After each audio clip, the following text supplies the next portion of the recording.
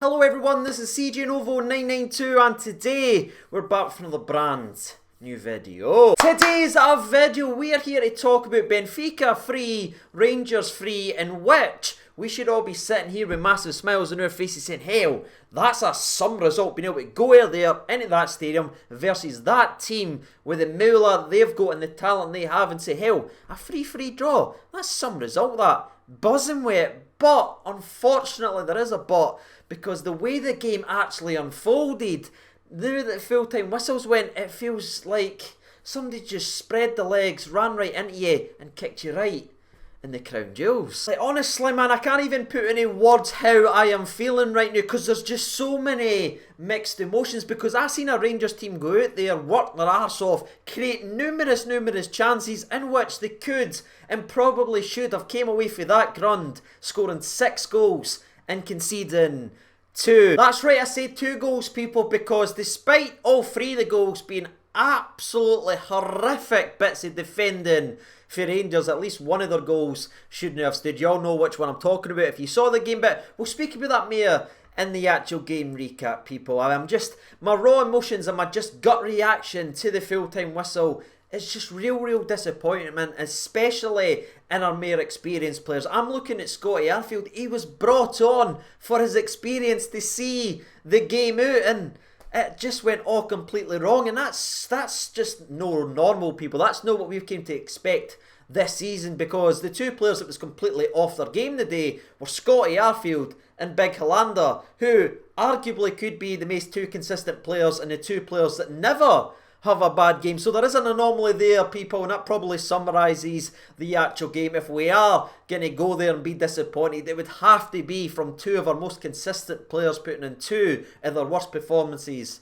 in God knows how long. But my only thing that I'm kind of leaning towards with my optimism hat is I'd rather take the slip-ups and the blips in European football rather than actually being in league football. And I look at that game, right, and I think everything's been positive for the football club, right, besides the 2 idiots making that stupid decision earlier on in the week. But you look at it, good result. Rosies couldn't smell any better. But this right here might actually be very important for this football club, because now, instead of everything being positive, everything looking great, they've now got something to feel pissed off about. They've got something to be irritated and annoyed at, and that's great to have going into Sunday versus a team like Hamilton, who aren't going to be putting up any attacking threat, who are going to sit there defensively. But now these players have that bit between their teeth and a point to prove, and that little point gained there, maybe like the Livingston game earlier on in the season, where it might actually do a lot for us and give us that kick up the arse that we need now to go on another run. And hopefully we learn for that. Really surprising, all these experienced players on the park. We should have done better, people. We should have won the game, but we didn't.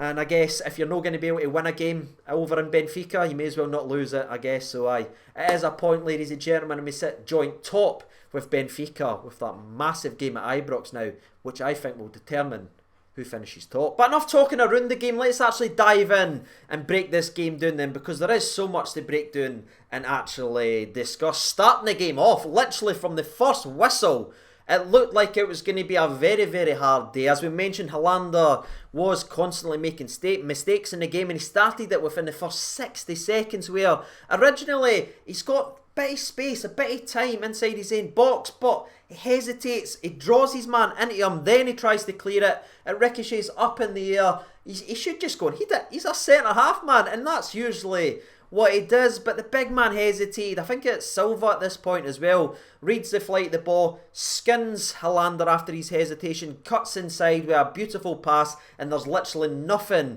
Connor Goldson can do about that. Yes, it is a Connor Goldson own goal, but I don't think anyone can be blaming Goldson. All that blame, unfortunately, sits with Hollander. The big man started the game with an absolute howler. And if that start wasn't bad enough, and the fact that Connor Goldson is now in the history books forever for scoring the quickest own goal in the Europa League thanks to big Philippe Hollander, the next couple minutes of the game looked very bad for us. Honestly, it started to pour down, and I was even starting to Google, like, how much does it need to rain for to get the game abandoned? That's how bad we were playing in the first 4 or 5 minutes of this game. But once we did get the ball down. Once Jacko managed to calm us, win us the ball back, give it to Davis. When Davis managed to just get a foot on the ball, we started to pick up the passes, and I think we started to grow in the game. And the first major bit of good play from Rangers was a beautiful ball out to Joe Aribo, who beats a man, drags his team forward, looks very dangerous, but unfortunately we don't have enough men in the box. But that was promising there, and it did remind us all that we are going to be going for this long ball. We spoke about that hell of a lot in yesterday's preview video. That is their kryptonite, that long ball, and that was the first of many that we used in the game. And aye, the next one, where all the headlines start. Because after a truly beautiful counter-attack from Benfica in which they almost made it 2-0, we once again returned to the well of the long ball, and this time Stephen Davis, like exact word for word what I said in yesterday's preview video, he puts it on a sixpence. It's an absolute beautiful ball. Ryan Kent very cleverly cuts in front of his man. That's something you get told when you're in behind a big lumbering centre half, and you all know Otamendi's got a wee bit of mistake in him, and he makes that mistake because he clearly makes contact. And I'm just glad that the referee actually spotted, because when he first went down, I jumped up and I went, he's not going to see that, he's not going to see that. But the referee did, and he makes the correct decision by sending Nicholas off and giving us a dangerous free kick up against 10 men. Now, unfortunately, nothing comes from the free kick as it's well defended by Benfica, but we didn't have to wait too long for Rangers to start to punish the 10 men of Benfica with some brilliant just play football. And of course, it's going to start down the right-hand side for your man Tavernier. He's involved with it originally, then it goes back to Jacko, picks it back to Davis, and Davis with a clever wee reverse pass in behind the defence down the right-hand side. Tavernier bends his run perfectly, something I wish the rest of the team could do now and again. Alfredo, I'm talking to you, big man. Just bend the run. Just bend the run. That would do wonders for my grey hair, Alfredo. But Tavernier bends his run, gets in the box, drills his own great cross in, and just like Silva's one was undefendable, this one pretty much is as well, as the defender has to make a move for it because he knows Kent's on his shoulder, and he ends up rattling it top bin. What a hell of a finish. So that's the equaliser, that's 1-1, and after a 5 or 10 minute spell where we were growing back into the game, now we're up against 10 men and we're able to truly boss the game, because you could say, it was 10 men although, but you've still got to get the football down and break down the lines of defence, because we all know what happens whenever you come up against 10 men. They sit further back, there's less going forward, and there's more defenders. But the next goal we're going to speak about right here is just truly unbelievable, and I'm a wee bit worried the fact that the way the game actually ended, people are going to forget about this goal, but I didn't think we actually should, because Benfica has a rare venture into our half during this point, and it's actually a good move by them to get inside the box, inside Tavernier, but Ryan Jack is the last man in the defence with a perfectly timed challenge, and he actually starts it, right? He gets the ball back, and he's standing on the byline. People, does he just kick it away or kick it out for a throw-in or play the percentages, as Big Alan Hansen used to say in Match of the Day? No. Carefully and calmly, he chips it over to Tavernier, who begins our attack by playing a beautiful ball to Alfredo Morelos. And something else we talked about in yesterday's preview video is he was going to be key. Because of their high line, there's not going to be much movement for him. He's going to need to come deep and win that battle to get to the football, to link up the play. And he does it perfectly here, because not only does he win the ball ahead of the centre halves, he runs with it a little bit, and then he picks his own perfect pass, switching it right over to Saucy Glenn, and Barisic is bursting his panning to run down the left hand side, and that unselfish run for Barisic just creates the gap for Glenn Kamara, who cuts inside, and big Saucy Glenn rattles it from outside the box. It's 2-1 up, everything's mental, I've got the shirt off, my phone's gone, and Hings genuinely couldn't look any better. Like, honestly, I was on cloud nine. Even Joe Aribo's massive miss with his head didn't put a dent in me, because I was riding high. But looking back to that chance, that is first of many chances we had to really put this game to bed, after Barisic whips in a beautiful ball to Joe Aribo, but Aribo unfortunately cannot even hit the target with a free header, which is very, very disappointing. But for the rest of the half, you saw Rangers just play football the right way. And to be fair to Benfica, when they got the ball as well, they were still getting the ball down and trying to make things happen. But every time they tried to venture into the Rangers half, who was there Ryan frickin' Jack. The guy some people turn their back on and says, oh, he's no good enough or anything like that. Jacko, especially in the first 45 minutes, ran the show and he bullied that Benfica defence. Countless interceptions, countless tackles, countless possessions, re-won and get us going forward. I mean, the only disappointment I had at half-time was we didn't go ahead and add more goals in the game because we were in utter control of it and everyone was even at it. Even Hollander was starting to return back to what we expect him to be in the first half. But we go in only 2-1, which is always very, very dangerous, especially away from home. And it was all about how we would come out in the second half. Well, ladies and gentlemen, Rangers came out absolutely firing. Despite them making a couple of subs, I think they subbed on a guy it was worth like 30 million. I might be wrong about that, but it's somewhere around that price tag, showing you how the rich actually play. But it didn't seem to faze us at all. We continued to go after them. Countless running down the left hand side, just selfless running again for Barisic. But the third goal comes in the 51st minute with more fantastic play for Tavernier, gone forward, driving in the box, and he's got Ryan Kent screaming for the ball, but he knows where Alfredo is and he just whips in a beautiful ball that only Alfredo can get to. Right place, right time to break the right record. Alfredo Morelos makes it 3-1. He's delighted with it. Everything just couldn't be better at that point. You're thinking, oh my God, we're genuinely going to go to Portugal and spank Benfica. And honestly, this is where it gets really, really sore, because we've already spoke about the Rebo chance, right? But it's still 2-1 at that point. But now that it's 3-1, just 9 minutes after we made it 3-1, Ryan Kent, come on, big man, you've at least got to hit that on target after fantastic work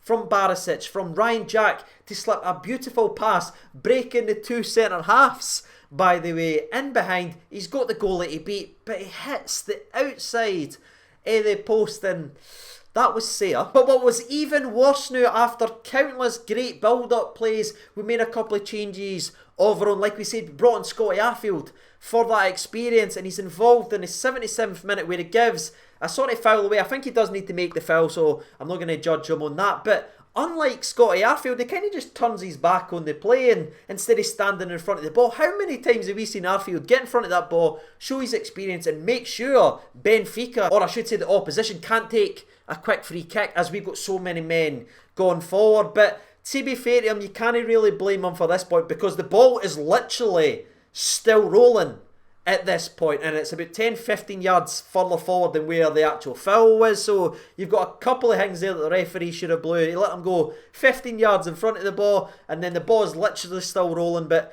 the pass is brilliant in behind the centre halves. The ball ends up getting cleared away from Alan McGregor, but defensively so damn weak for Hollander, because he has numerous chances to even just give a foul away.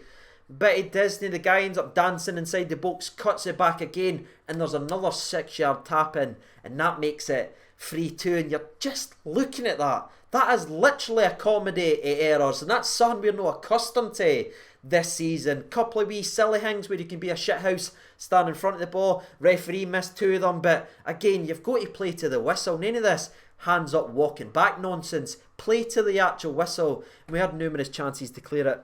We just didn't. And at 3-2, it really started to dawn on me that, oh no, this doesn't feel right. And I'll go to be honest, I fired out on social media. I think every one of us were screaming at the telly doing the same thing. Stevie, make the sub. Put Balogun on. You've done it versus Kilmarnock now. There's a wee bit of difference in attacking quality here between Kilmarnock and Benfica, but we didn't make the change. We rolled with the dices. And to be fair, Gerrard, how many chances did these players have to run into the corner and end this game? Yes, a wee bit disappointing. He didn't make a change and maybe throw in another centre half to see the game out. But I think instead of looking at the management, you've got to look at the players there.